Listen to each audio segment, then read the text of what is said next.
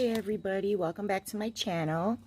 Of course, today I'm back with another Kads plate, stamping plate. And today it's got all beautiful leaves for summer, fall, winter. I think this is a versatile plate. We got some shapes here. So also I want to do a giveaway, so leave a comment below if you liked, you didn't like, what you'd rather see. Like, subscribe, and leave me a comment. And here is the plate I will be doing a giveaway with. So I'm going to set that aside. And also you should check out my girl. I believe her site is called Nail Chronicles. She does some beautiful nails. She recently started following me and I started following her, and I just love her nail artwork. So you should go check her out. But yeah, let's do some swatches on this beautiful plate right here, and I will be back when I'm done. Oh, drop the tip. A pop stick, I mean. Let's